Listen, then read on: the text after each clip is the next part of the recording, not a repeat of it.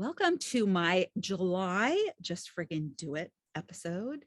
If you have been following my podcast, or if you haven't been, I do a special series once a month called Just Friggin Do It. So the theme is something that I did or have done. And part of the reason for me doing these episodes was to actually get me to do things that I've been wanting to do that I haven't done, and to inspire you as you're listening to get something done that you've been sitting on. And this in particular is something I've been procrastinating for a long time, and I don't know why. And it caused some reflection, and I was going to share it with you. So we are, believe it or not, it's already another month, July. And it just so happens I do these the first Friday of every month. And this happens to be the first, Friday the 1st. So it's going to be 4th of July weekend here in the US, which is our celebration of America's birth. So it's also, and I have to give a little plug, my wedding anniversary. So we were really smart, because when we got married, we decided to do it on a day that wasn't like a Saturday. So it was, I think, a Friday. I think we got married on a Friday. So that was the holiday. So it was a 3-day weekend for us. So we actually, I think, paid less because it was a Friday, even though it was a holiday weekend. So we got lucky with the weather. It was a beautiful, in the low 80s. And in July, that's hard to come by usually. And we got married around 5:30 in the evening, and usually it's like thunderstorm time in the summer here in Virginia. So we got married at James Monroe, the president, James Monroe. His home is a plantation kind of place, and it's lined, as you drive up to the place, it's lined with trees, and it's so beautiful. It's such a beautiful area. We live actually about, I want to say, 10 or 15 minutes from there now. So yeah, it was a really lovely weekend, and I'm celebrating my 13th wedding anniversary. And if you haven't heard my story, I'll refer you back to episode, what was it? I wrote it down, episode 29, which I did back in May of 2020. And I share my story there. My husband and I actually dated in college, and then I married somebody else because he was more interested in rugby than me, and I finally realized I am not going to be a priority, so I'll just move on. And then we ended up reconnecting, and I got married when I was 50, and so that was 13 years ago. Yep. And he had never been married, so he was 52. So yeah, so I'm his first and only, hopefully, wife. So yes, but everything's going well, and I'm excited to celebrate our anniversary. I need to go get him a card. So that reminds me. All right, so let's get to the episode. So this episode is about, and the title is A Long Delayed Random Act of Kindness that I finally did. That was finally done. And so, yeah, this isn't something that I've wanted to do for more than 3 years. Looking back, it's something that I've thought of doing every Christmas. So you might be thinking, it's July, Lori, why are we talking about it, something for Christmas? Well, when I started thinking about doing this series, I wanted it to be a way to inspire action on things that we sit on and we don't do, but we have a nudge to do, or we just feel, these things that come from wherever they come, these ideas. And it's often the ideas that we have that we push away that are going to lead us down the path we should walk, for whatever reason, or that are going to lead us to the next thing. We don't know what reason it is, but these things that pop into our head, and it's like some kind of download, and it's like you get inspired about doing something, and then you just never act on it.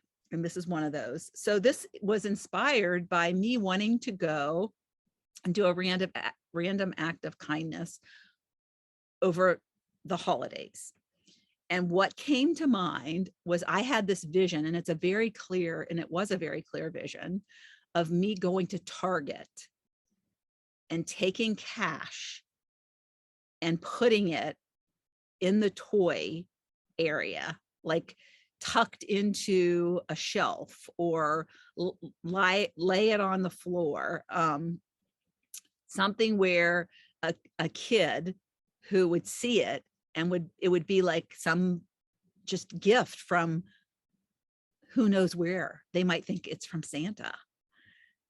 And so I have been wanting to do that, and every holiday season I think about doing it and I never do it. And I think, why do I not do it? Why? What is holding me back from doing it? So these are the questions that I ponder, okay? Because I'm like trying to inspire you by taking action, but then I think, well, I have these issues as well. There's this thing that I haven't acted on.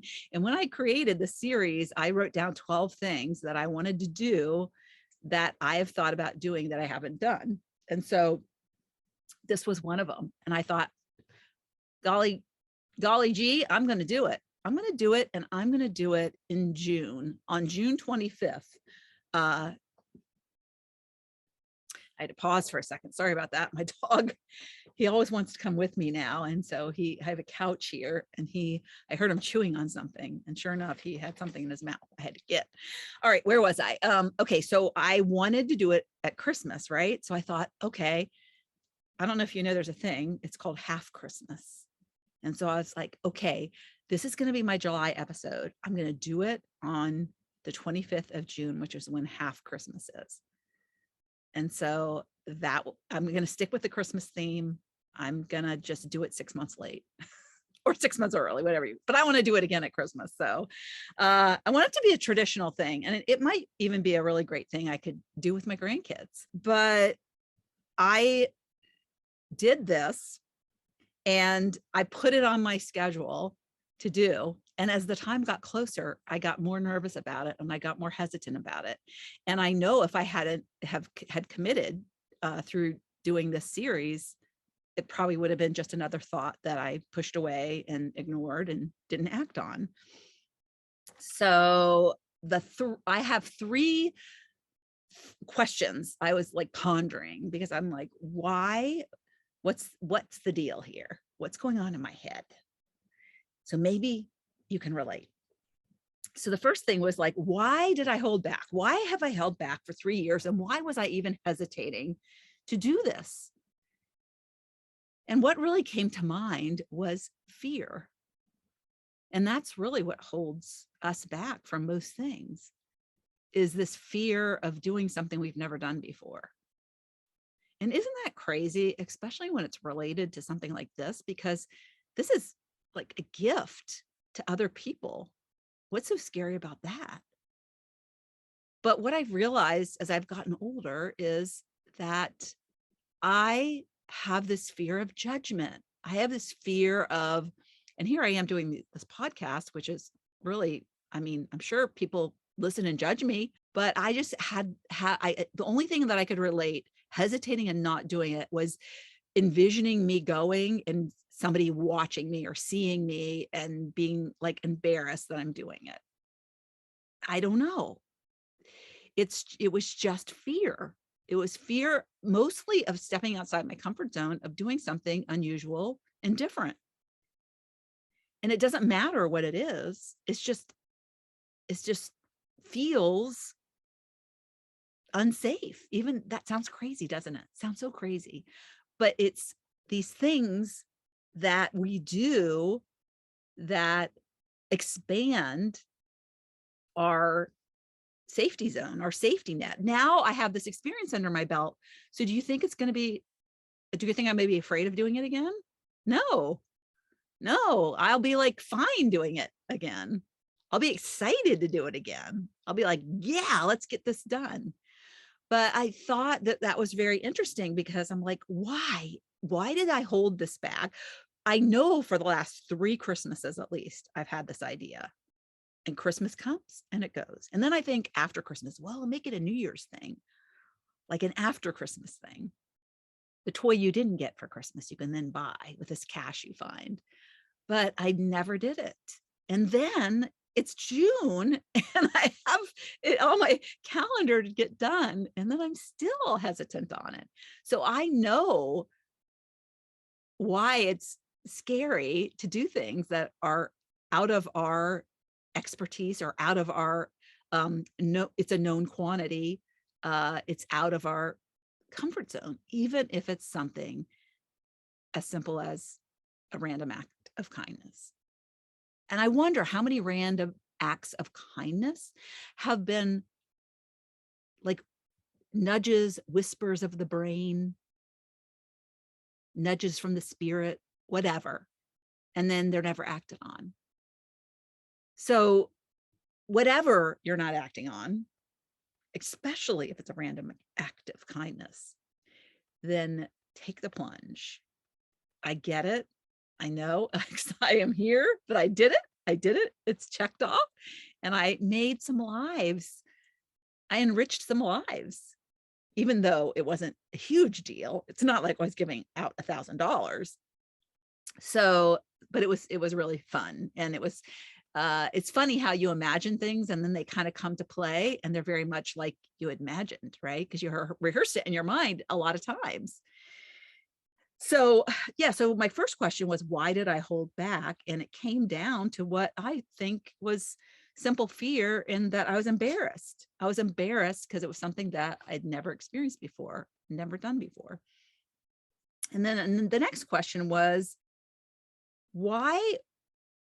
And I understand this because I preach and teach it, but why we end up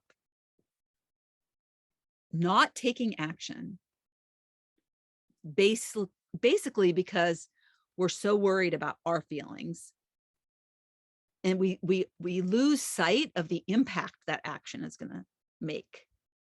So instead of looking, which reduces the fear actually. So if instead of focusing on my feelings and, oh, this is going to be embarrassing, or, oh my gosh, what if somebody sees me doing this and they look at me funny or they judge me funny? And, you think that's kind of crazy, because if I saw somebody doing that, I would think, oh my gosh, that's wonderful. So what's wrong? What's wrong? What's wrong with me? But if I would just get over myself and think about the impact of that random act of kindness and the impact it would have on somebody's life, no matter how simple, just the thoughtful gesture of doing something like that. But the focus remains inward instead of like, what's the impact? And it's almost like this selfish versus selfless. And I think we all want to be selfless, but we're so geared, we're so, we're so caught up in the feels and what it's going to feel like for us. And the second you like realize, oh my gosh, this is not about me. This is about them. This is about doing something for somebody else, regardless of if it's scary for me or not. So that was my second thing was, I was really basing my non-action was coming from a place of selfishness instead of selflessness. The idea is selfless. The idea is an idea of impact, but I was not acting from a place of selfishness. So that was like, whoa, bingo. And then the last thing that I thought about was a question was like, why did I finally act? And the thing that really works for me is when I make it, like I did with this, almost a challenge, right? I publicly declared, even though nobody really knew what I was going to do, I could have moved the episode, but I knew. So I made this internal commitment to myself in the way of a challenge. I put it on paper as I was scheduling my episodes for the upcoming next few months. I was like, I'm going to do that then. So it was a commitment. I was accountable. And so what made me actually finally act was unfortunately not recognizing that I was picking selfishness over selflessness. That wasn't until after I did it that I had that reflection. But I was committed. I had it written down. I had a date. I was holding myself accountable because of that. And I guess my virtual assistant knew. I mean, he saw it on the list, but he didn't quite know what it was because I didn't really express what it was. And now he'll know because he'll be listening to this episode. So it was finally committed, even though like in the past, it's like, oh, I got to do this by December 25th. I got to do this by December 25th. But there was no real commitment to it. It was just a passing thought. But I was like this. And then I also thought about, I need to do this because I know it will inspire other people. I need to do this because I know there's a lesson here to be learned that will help other people. And damn it, I need to friggin' do it. I mean, gosh, why shouldn't you do it? And it's so funny because my husband owed me some money that I completely forgot about, and he gave it to me in cash. You know, I'm the kind of like write a check or I'll transfer it to your account. I rarely walk around with cash that's like hundreds of dollars. So he gave me some money, and so I had a bunch of 20s. So I had a bunch of 20s, and I was like, if that's not another sign, I don't know what is. So I took $100 and I took 5 20s. And what I did is I went and got Christmas cards from our cabinet, because over the years we've collected quite a few Christmas cards. You know, you get the box and you only mail out like so many, and then you got leftovers. So we have a variety of leftover Christmas cards. So I went to my cabinet where my Christmas cards are, and I put a $20 bill in each of the cards, and I wrote a little note in the card that basically said something like, and I should have written it down so I could have read it to you, but it was basically something like, this gift is for you to use in whatever way you wish. And just know that good things happen to good people, and that continue to do good and good things will come to you, or something like that, something cheesy. But it was a message that I thought would resonate, especially if the little kid and the mom is like, because of course, if it's a little kid, the mom is going to read it to them, right? And I put on the card, like I closed it and I sealed it, and I put on the front, Merry Half Christmas, because that's what it is. A lot of people don't know that about half Christmas, but I Googled it because I was like, is this just something that I thought up, or is it really a true thing? And it is a true thing. And it is June 25th. So it's half Christmas. And if you didn't celebrate it, then maybe you could celebrate it a little belated. But it was so much fun. And it was a really great Christmas card with a snowman on it with sparkles. And I went into the Target and I went to the toy department because that was my dream. That was in my head. That was what I've been visualizing all these years of doing.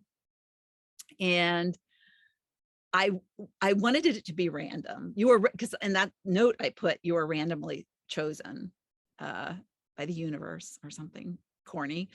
But I went to the toy department, and of course there's several aisles of the toy department.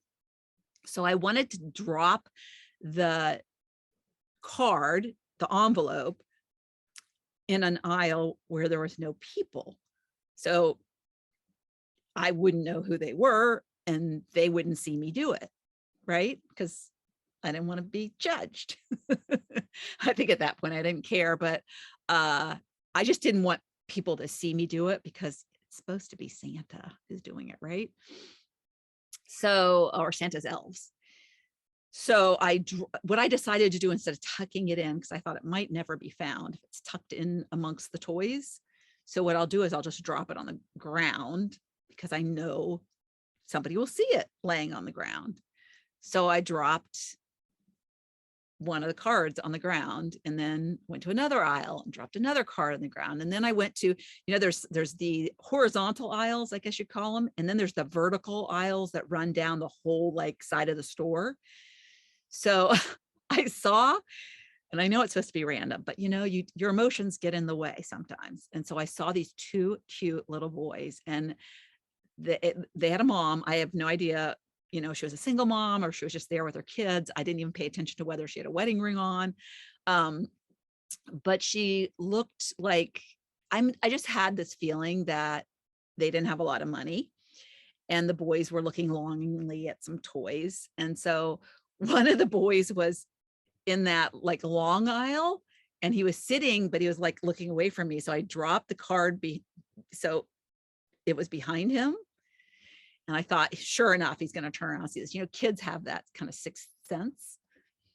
And so he never turned around, and he went running off in the other direction. And so I was like, because I didn't want him to see me. So I kind of surreptitiously dropped it, you know, and he was so intent on looking at some toy that he didn't see me. And so he went running off. So I was like, oh, well, so much for that. That didn't work. So I had another card, but I left it there. So, and then he went running off. So I was like, now I was on a mission to like make sure those two boys got one. And so I went, the one boy was in this one aisle. So I saw that he was looking there, and he like went down around to another aisle. And I was like, well, I'm going to, because I heard him, he was going to get his mother to show her the toy he wanted. So I was like, oh, okay, I'll lay this right here at the foot, the base of the shelving where this toy is. So he comes, so I'm standing, I was kind of like just pretending like I had a cart, and I was just walking by, and darned if he didn't like go up to exactly where he was before, almost stood on the card, and was showing his mother the toy. The mother didn't see it, his sibling didn't see it, and he didn't see it. Well, I will say that it was a white envelope and the floor was white. So it was a little bit, you know, it didn't stand out. And I didn't have like, it wasn't written in magic marker, it was written in pen. So the you know, handwriting on the envelope wasn't very bright. It wasn't as easy to see from like far away. So anyways, almost stepped on it, literally. And so then they left the aisle, and there was the card sitting there. This was my last card. And so I went and picked it up, and I was, like I said, I was on a mission. I didn't know who got the other cards. So, but I was like, and I know it's supposed to be a random act of kindness. And it was random because they just happened to be there at the same time I was in the store. So I can justify by saying it was random. So I saw the boys. The mother was off in another aisle. I think she was like looking at her phone. And the boys were like on now contemplating a different toy, because I think, you know, the other toy was too expensive. So they were contemplating another toy, and they were together. And I just, what I did is I took the card and I threw it like, and I kind of like, I threw it. And I think one of them saw me out of the corner of his eye, and I just kind of like whisked it to the base of their feet. But one was kind of sideways to me, and one had its back to me. But I think the one that was sideways to me, like saw me out of the corner of the eye, saw me do something. I don't know. I do not know if they actually did see the card and pick it up. Based on the past experience with them, they might not have seen it, but hopefully they saw it. And so that was kind of cool to do that. And I went back amongst the aisles to look, and the cards were gone. I think there might have been one still laying on the floor, but the cards were gone. And so I was like, oh, somebody's really got the gift. Somebody has received their half Christmas present. And I tell you, I left there feeling, once I got over my like being afraid, being fearful, being embarrassed, once I got there and I had the cards in my hand, it wasn't a problem. Breezed through the front doors, walked to the toy department. I was on a mission. And then once I left, and it's like everything that I talk about, once we conquer that fear, once we have that experience that we are so nervous about or so afraid of, that we finally expand that comfort zone and step outside of it and do that thing. It's like this magical feeling. I left there and I was like, oh my gosh, why haven't I not done this sooner? It was so amazing. And I thought, $100, $20 5 times made, and I could have done like $50 twice or $100 once, but I thought the more I can spread this, and $20 for a toy, that can get a pretty good toy. And so I think that the universe rewards people for like, so in other words, and I'm not talking about me, I'm talking about the people that receive it. I believe that there is a reason that the people that received it were there. There was a reason that they got this card. They will think differently now about how random things can happen and how anything is possible. Can you imagine being a child and getting this like from out of nowhere, and it's $20, and how cool is that? And so, and it's unexpected too. Who would expect to receive a Christmas card in December? I mean, I'm sorry. Who would expect to receive a Christmas card in June? Right. So yeah, maybe that gives me the thought of maybe I should not do a Christmas card in December, do some other kind of card, a 4th of July card in December. So yeah, so nobody thinks of receiving something from Santa on June 25th. And now the countdown is on, right? The official countdown for Christmas is now on because it's less than a half a year away. So that is my Just Friggin Do It episode for July. And I'm excited to bring you more. And I hope that this will inspire you to take action on a random act of kindness. I want you to take action on anything that you've been procrastinating about, but I would love it if you just did a random act of kindness, because we need more of those in this world. I don't know if you've ever done anything like paying for the person's coffee behind you, or paying for the toll for the person behind you. I've done that, and that's really, really fun. In fact, I recently did it, and I paid for the person behind me, because what happened is the person in front of me paid for me. And so I was like, well, that's so nice. I'm going to do it for the person behind me. And she said, that's $15. And I'm like, oh my God, they're getting a lot. But it was still fine with that. I wanted to keep, I wonder how much these like go, like for the people that are doing the collecting of the money. And can you imagine them feeling so great that they're kind of like involved in that random act of kindness, and then to see how far it goes. I know that it can go for several cars. I was at the drive-through at Starbucks, by the way. Yeah. And so just be careful, because Starbucks drinks, they are pricey, as I found out. So anyways, I hope you enjoyed this episode, and go just friggin' do it. Thank you so much for tuning into the Not Your Average Lives podcast. If you haven't yet, make sure to subscribe on iTunes if you have an Apple device. You can find free resources and learn what else I have going on at the moment that might interest you on my website at notyouraverage.grandma.com. You can also find me on Instagram or Facebook at Not Your Average Grandma. If you liked this episode, it would make my heart so happy if you could leave me a 5-star rating. You can also add a review to let me know what you like about this podcast, which will help spread the word about it to others who need a little midlife inspiration. As always, be you, listen to your inner voice, and focus on reigniting that lost spark so you can start living your own Not Your Average life.